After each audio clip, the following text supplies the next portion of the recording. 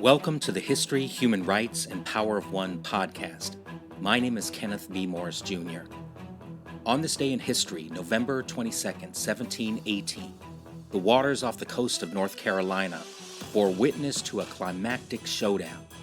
Edward Teach, also known as the legendary pirate Blackbeard, faced his final stand in a brutal and bloody battle against British forces hell-bent on ending his reign of terror. With cannons thundering, swords clashing, and the air heavy with gunpowder, Blackbeard fought fiercely before succumbing to a storm of steel and fury, cementing his legacy as one of history's most notorious pirates. Blackbeard remains the quintessential pirate, a figure of rebellion and defiance. But beyond the folklore lies a deeper story about humanity's perennial struggle for autonomy and freedom. It may seem unusual that a descendant of Frederick Douglass and Booker T. Washington, someone who explores history, human rights, and the power of one through a black historical lens, would reflect on the life and death of Blackbeard. But hey, history often reveals unexpected parallels, and this tale utterly fascinates me. So here we go.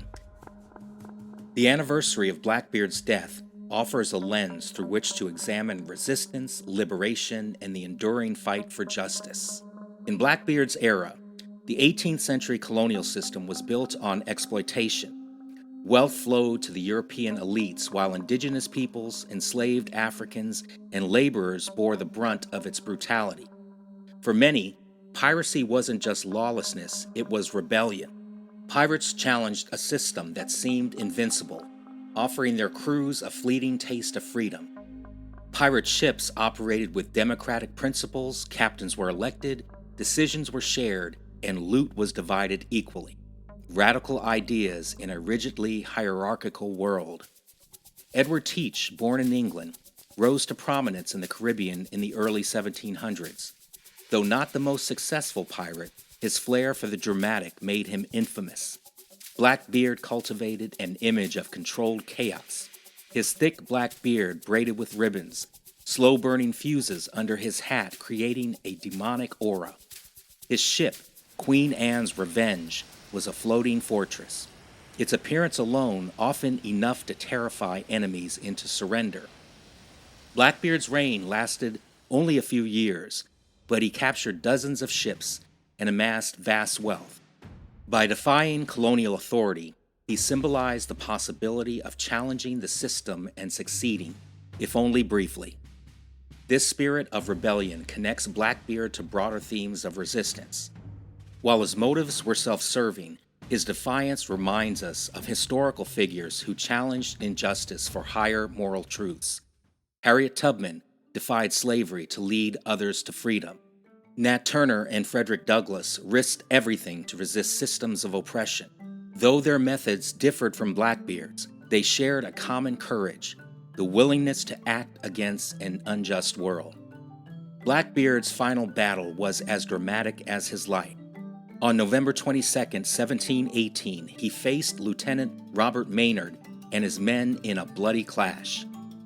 Blackbeard reportedly endured 5 gunshots and more than 20 sword wounds before falling.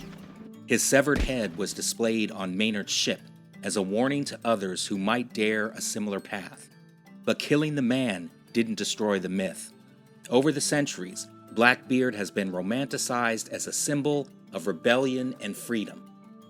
Yet his story also raises deeper questions. What does it mean to be free? How do we balance personal liberty with collective responsibility? Pirates like Blackbeard sought autonomy, but often at others' expense. Their actions force us to confront the complexities of rebellion and the price of defiance. For me, as a descendant of Frederick Douglass and Booker T. Washington, Blackbeard's story isn't about glorifying piracy, it's about understanding defiance. His life compels us to reflect on systems of power we accept as immovable and challenges us to consider what might happen when we chart a new course. The spirit of rebellion isn't just a relic of the past. It lives on in every person who dares to challenge injustice, speak truth to power, and dream of a freer world. So as we remember Blackbeard's dramatic end on this day in 1718, let us also ask ourselves, what injustices do we tolerate, and what bold steps might we take to build a better future? Thank you for listening to History, Human Rights, and the Power of One.